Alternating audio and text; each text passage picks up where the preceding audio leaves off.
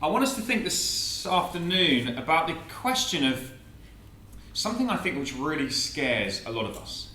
And that is that we might end up with a boring life. Okay? That I might end up at the end of my life and look back and say, actually, I think I blew it. It was boring. It was nothing special. It was just very, very ordinary. You know, actually, to be ordinary is a really bad thing in our world, isn't it? You know, what kid says, oh, when I grow up, I just want to be ordinary. It's like, no, actually, our world says, I want to be extraordinary. I want to be...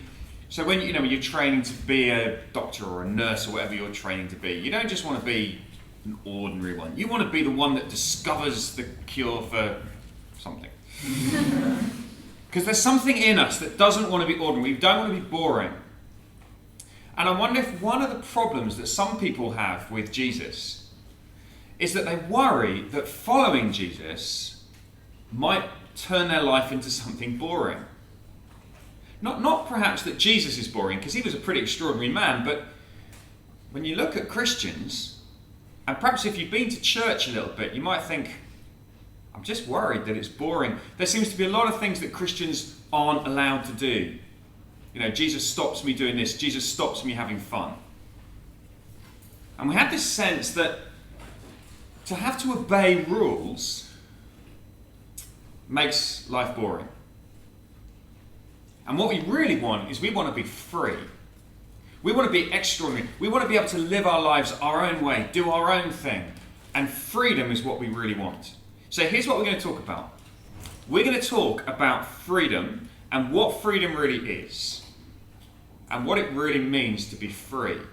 And I'd love you to pick up your books, your John's Gospels, and turn to page 26. I'm going to read you some words from Jesus. And then we're going to have a think about the nature of true freedom. So page 26, and here's some words from Jesus. We're going to read from that bit where it says, the truth will set you free. The little number 31. So Jesus said to the Jews who believed in him, if you abide in my words, you are truly my disciples, and you will know the truth, and the truth will set you free. They answered him, we are offspring of Abraham and have never been enslaved to anyone. How is it that you say you will become free? Jesus answered them, truly, truly, I say to you, everyone who commits sin is a slave to sin. The slave does not remain in the house forever, the son remains forever. So if the Son sets you free, you will be free indeed. I know you're offspring of Abraham, yet you seek to kill me because my word finds no place in you. I speak of what I have seen with my Father, and you do what you have heard from your father. Now we're going to try and pick up some of those things. And I want you to think, if you had to define freedom, what would you say freedom really means? Now, before you can answer that question, you have to ask another question, and that is, what is your view of the world? What is your worldview? What is it that you think about who you are, where you came from, and where you're going? Because what you think about who you are, where you came from, and where you're going will affect what you think about true freedom. Let me explain what I mean. Supposing you say, like many people today would say, this world is the product of the forces of nature. It's come into being through a big bang and then natural selection and evolution, and there's no God behind it. It's just here because it's here. So I've come really from nowhere. And when I die and I'm dead, and that's it. Life is over. That's where I'm going. That will affect what you think about true freedom now. So if that's true, if that's your worldview, then here's what freedom looks like. Freedom means saying, obeying no one is true freedom. Doing what I want. Because there's no one who gets to tell me what to do, because no one made me, I'm just here. No one has the right to tell me what to do. Obeying no one is true freedom. I want to do what I want to do. Now, this is what my kids get taught at school. I went to an assembly the other day with my kids. It's very sweet. They were singing some songs, and it was lovely, and well, it wasn't actually. They were all out of tune, but it was, we pretended it was lovely, like all good parents do. You sit there smiling, oh, it's lovely. And the last song they sang, it was a very interesting song. The chorus went like, I won't sing it, although I'm tempted to, but I won't. The chorus went like this: I can do anything at all. I can climb the highest mountain. I can hear the ocean calling, vast and free. I can be anything I want, with this dream inside to guide me, as long as I believe in me. That's what they were singing. And it was very moving. It was, the music was amazing, and they were singing, they're like, I can do anything. Real kind of big grins on their face. They were so into it. I looked around at the end at the parents, and all the parents were crying. Okay? They were crying because their kids had sung this so beautifully. And that is classic view of freedom. If there is no God and there is no any bigger meaning, it's all about me and me doing what I want. But the big problem is, I looked at those kids and I thought, actually what you're singing is not true. They can't do anything at all, can they? What about the kid who says, I want to be a Premiership footballer? But he's too fat. He can't run. He can't do it. What about the girl who wants to be the model, but she's just not got the figure for it? Do you see? Actually, what they're being told is not true. It made me really angry. It made me angry because I thought to myself, well, hang on. You're setting these kids up for a life of disappointment because they're not free to do anything they choose. And on the day when they fail, whose fault is it? It's their fault because they didn't believe in themselves enough. But if it's all about me, if I came from nowhere really and I'm going nowhere really, then it's all about me trying to do what I want. So true freedom means obeying no one is true freedom. Obeying anyone is slavery. As soon as I have to obey someone, I react against it. That is what freedom feels like in our culture. And I can achieve freedom. Now, the interesting thing is that Jesus says something completely different. So have a look again at what he says. Because this kind of messes with our heads in our culture. Right? And Jesus does this a lot. He says things that completely turn upside down what we think. So Jesus said to the Jews who believed in him, if you abide in my word, that means if you hold fast to my word, if you listen to what I say, if you obey what I say, says Jesus, you are truly my disciples, and you will know the truth, and the truth will set you free. See, here's what Jesus says. Jesus says, obeying Jesus is true freedom. That's what he's claiming here. Now that is because Jesus has a very different worldview. Jesus looks back to the beginning of time and sees not an explosion that happened randomly and with no great plan or purpose, but actually a God, a creator God who made this world, who designed it, lovingly created it and made it. A God who put it together, a God who designed it and said, this is very good. A God, because he made it, who owns it and has a right and authority over it. And a God who says, this is how to live in my world. This is how you live. And true freedom isn't about doing what I want, whatever I want. True freedom is about doing what I was made to do. It's doing what I was designed by God to do.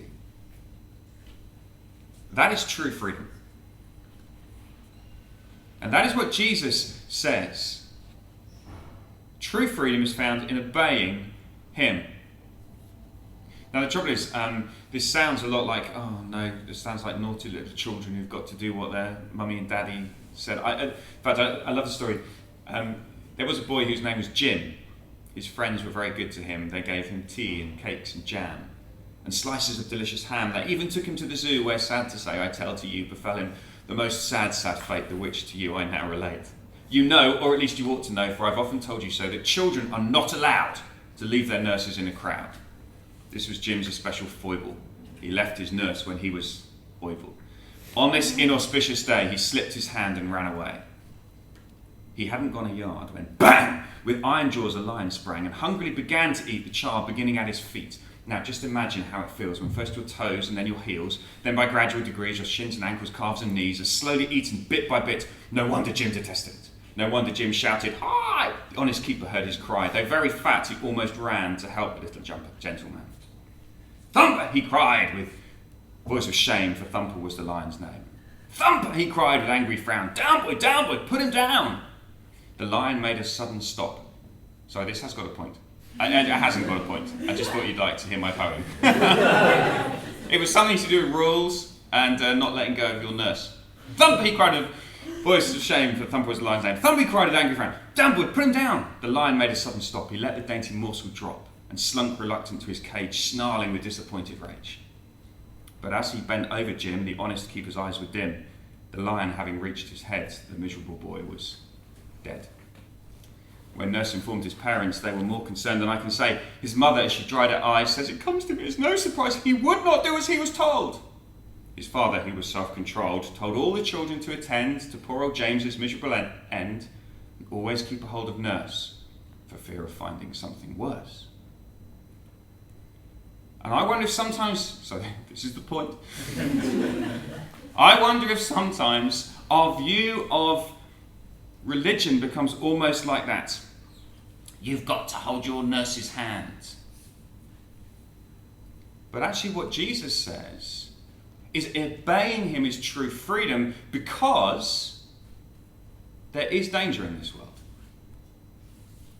So if you look at what he says, when he says you will know the truth and the truth will set you free, the people listening to him are a bit offended. They say, "We're not slaves.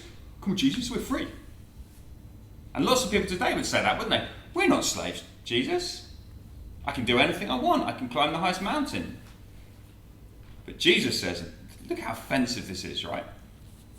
Jesus says, "Truly, truly, I say to you, everyone who commits sin is a slave to sin." Jesus says there's no one who's free in the whole world. Everybody is a slave to something. Now perhaps you find that quite offensive. You think, is that really? But when you begin to think about it, it's true. Don't you find yourself sometimes doing things that you wish you didn't do? Hasn't it ever happened to you? Don't you find yourself behaving in ways that you think, why do I do that?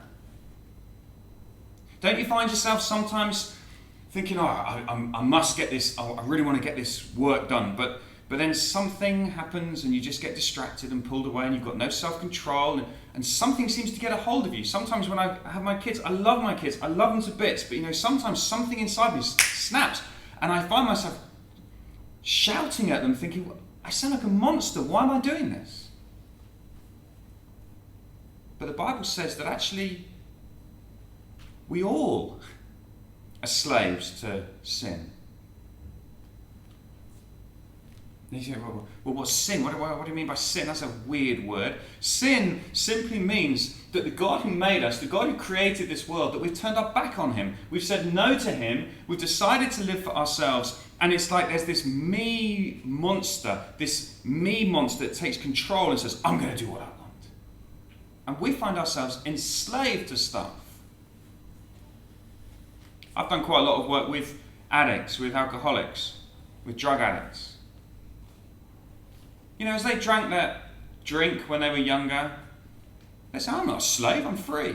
As they inject themselves with heroin, they say, I'm free. They're not free. And it may not be quite as dramatic as that, but there are people who are enslaved to their work. There are people who are enslaved to money, who have more and need more and more stuff. There are people who are enslaved to sex and to power and to all these things because we become slaves. We are not free, however much we like to say we are. When we turn our back on God, we actually become slaves. Because that's not the way we were made. We were designed for God, to worship, to love, to serve God. Well, that's a bit depressing, isn't it? I mean, great, thanks, Johnny. It's really lifted my mood today. Well, here's the third thing, the final thing I want you to see, and this is an important thing. And that is that Jesus is the one who can truly set us free. So have a look at what he says. Pick it up from sentence 34. Jesus answered them, "Truly, truly, I say to you, everyone who commits sin is a slave to sin. The slave does not remain in the house forever. The Son remains forever." So if the Son, that's Jesus talking about himself, sets you free, you will be free indeed. Here is the extraordinary claim that Jesus makes. What Jesus says is that he came, the very purpose he came was so that we could be set free from slavery. How do you get set free from slavery? Well, it's by being put back to what you were created to be in the first place. So Jesus came, and he's described as the Son of God, the one who has this perfect relationship with God, the one who was always free, because he was in this relationship with God, his Father.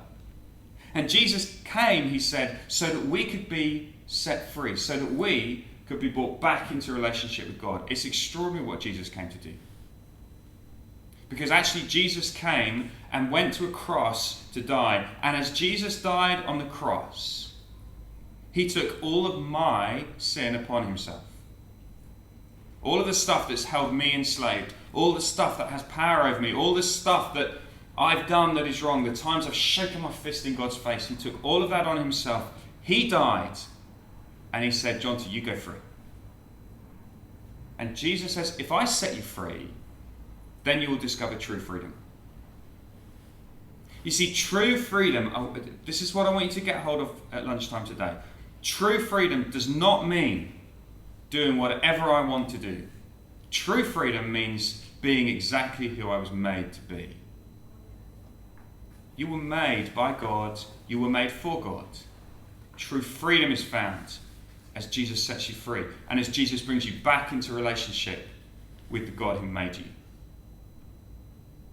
So I'd love you to think about that. I want you to think if you've got questions about that or questions about other stuff that I've said. But here is the great claim of Jesus. Obeying Jesus really is true freedom.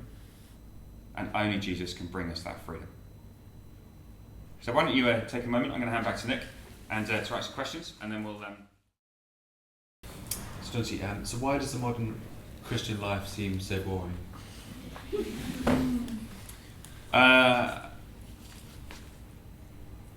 Okay, I have two answers to that, okay? One of my answers to that is because sometimes we've misunderstood it. It basically works like this, okay?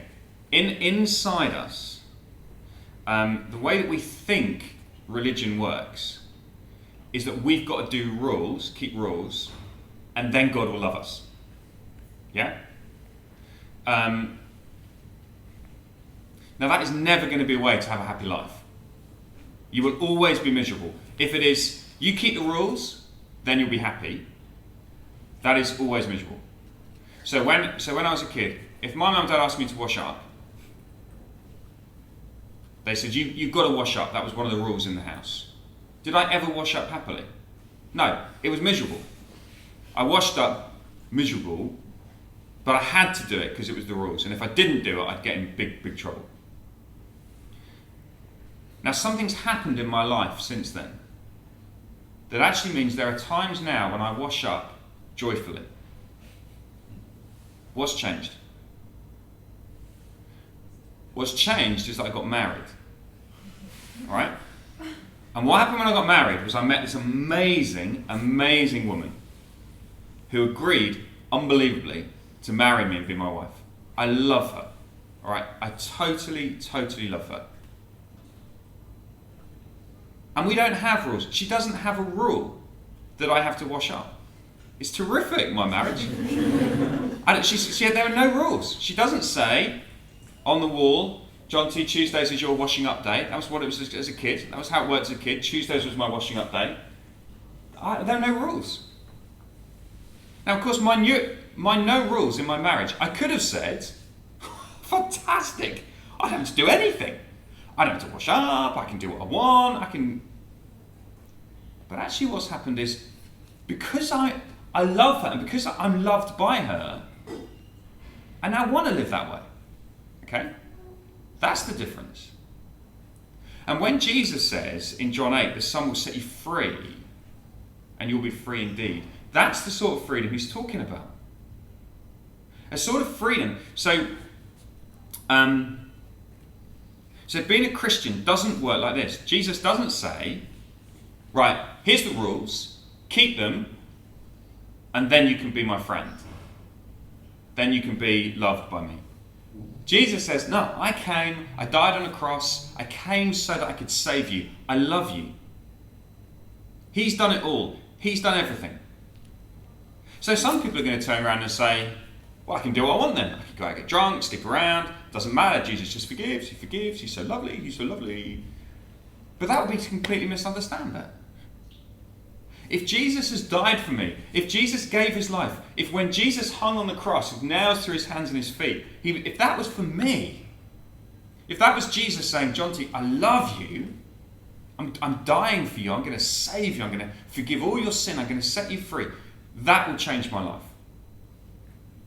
And that will mean that now I obey him, not because I have to, but because I want to. That is the true way that you live the Christian life. That is why Christians are supposed to be good. Not because we have to, but because we want to. But the reason the Christian life often feels boring is because we still think like the old way. We still think like children, like, oh, I've got to do this, I've got to do that. Because we often forget how much Jesus has done, and it's that way around. Does that make any sense? So I worry sometimes that I talk, and like everyone's going, oh, I don't know what he's talking about. Does anyone have any questions on that to go forward? Or some clarification? Great. Right, okay. Can I just ask you, since you've got no questions for me, can I ask you some questions? If that's all right. I'm just intrigued to know this. When I talked about that experience of being a slave to sin, of actually there are times when you do things you don't want to do. Do you identify with that? Do you know what I mean by that? And I guess my question then is, what do we do with that? How do we deal with that? Because if we push Jesus away and reject him, then all we're left with is, I've got to try and sort that out. And I see guys all the time, particularly the addicts, it's most clear with the addicts that I work with, who are trying to fix themselves, who are trying to sort things out, who are trying to put things right in their own strength. And the tragedy is that they can't do it. And even if they get clear of drugs and alcohol, what happens is it just switches to something else. Because we are all addicted to stuff in different ways. And it's that holds us in slavery. And that is because we've turned away from God. And that's why only Jesus can set us free. If you got me. So that wasn't really a question for you. But I'm just interested to know whether you kind of identify with that slavery. I remember that. Do you remember that? Oh, you're so young. That R. Kelly song, "I Believe I Can Fly." Is that okay? We're not that. Okay, we're still in the same era, same generation. I like to pretend with one generation, you know.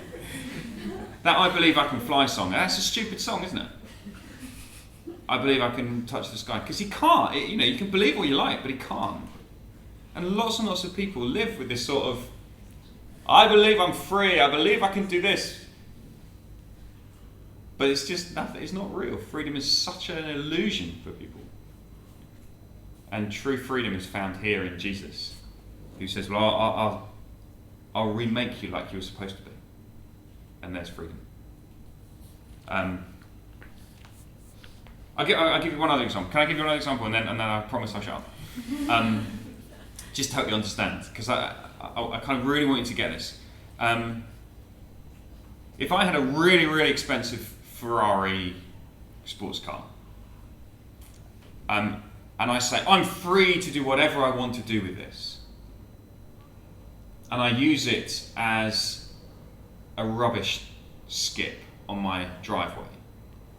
And I fill it up with rubbish. What would you say to me? You'd say you're an idiot because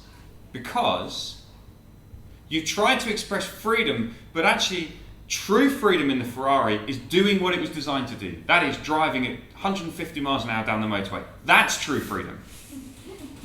Driving at 70 miles an hour down the motorway. That's true freedom, right? True freedom is not saying I can do whatever I want with this. True freedom is saying I'm going to do what it was designed for. That's what Jesus is saying in John. True freedom is saying you're a Ferrari designed by God and he wants you to live the way he's designed you to. That's true freedom. That's where you'll enjoy life to the max, as opposed to being a rubbish skip on a driveway.